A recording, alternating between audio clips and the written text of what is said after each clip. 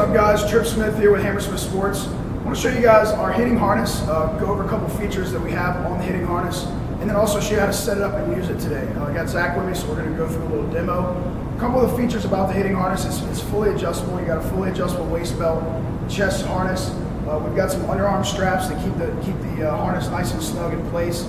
It can be adjusted up and down through these adjusters here. So if you're a short torso, you can raise it up. If you're a long torso, it can be lowered down. So a lot of adjustability. We've also got built-in D-rings to attach additional cords, straps, harnesses up here on the shoulders as well.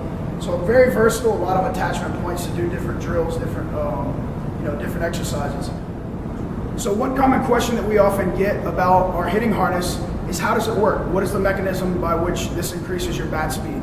And quite simply, it's basically like a spring, a coil spring. So we're coiling him up with a cord, and as he swings, the location of the cord and the crease of the hip is going to allow him to increase his rotational power, overcoming the resistance of the cord. And by increasing the hip rotation, increasing the power of the back leg, this is going to increase the velocity of the bat. And over time, 6 to 8 weeks, we've experienced as much as 15 miles an hour bat speed improvement from consistent use 2 to 3 days a week with our hitting harness.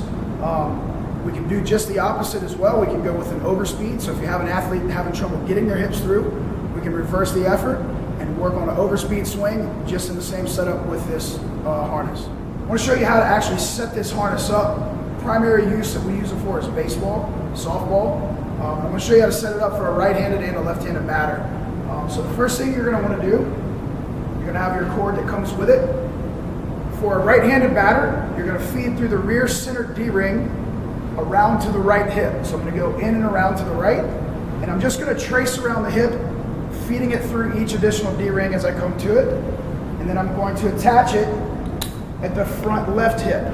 So into the right, around the right hip, attach it to the front left hip, and that's going to be your basic setup, okay? Once he's set up in this position, I'm going to have him spin one full turn.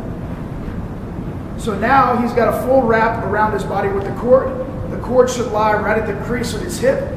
So it's going to be anchored to a fence, to a post, whatever, so that it lines with the crease of his hip. Now as he walks his way out, he can increase or decrease the tension based on his distance from the anchor point. So imagine he's going to take some batting practice. Now he's getting his hips into the swing. If it feels too easy, he can walk out away from the fence, tighten up the tension, and now he's ready to go for a more loaded swing. All right, if this is not enough resistance for him, he's a pretty big guy, we can add a second cord. I'm going to show you how to do that. So we're going to follow the same path into the right, through the second D-ring, and now you've got two options. You could attach this into the same position, or you can continue on through and go to the top right shoulder. Okay, so now this is going to add resistance into his shoulder, so as he swings, he's getting that shoulder action as well. It's your choice as a coach, what you feel like your athlete needs. That's why we add the additional attachment points. So if you have an athlete that's having trouble getting their shoulder into the swing, that's a great place to attach it, adds additional resistance there, and now we can go through the same swing motion with resistance. All right, we're going to show you how to do left-handed batter here next. All right, now we're going to show you how to set up for a left-handed batter.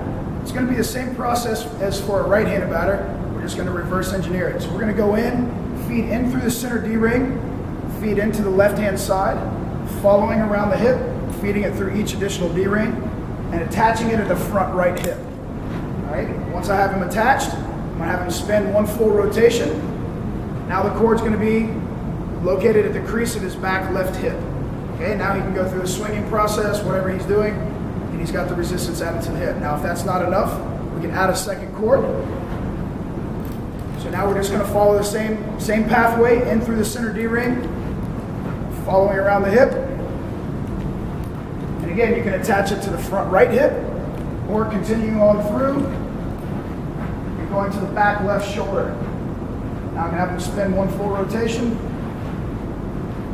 locating the cord at the crease of the back left hip, and now he's ready to swing, resisted.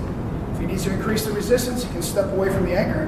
If it's too much, he can back up. All right, so that's the left and right hand setup for a baseball or softball swing.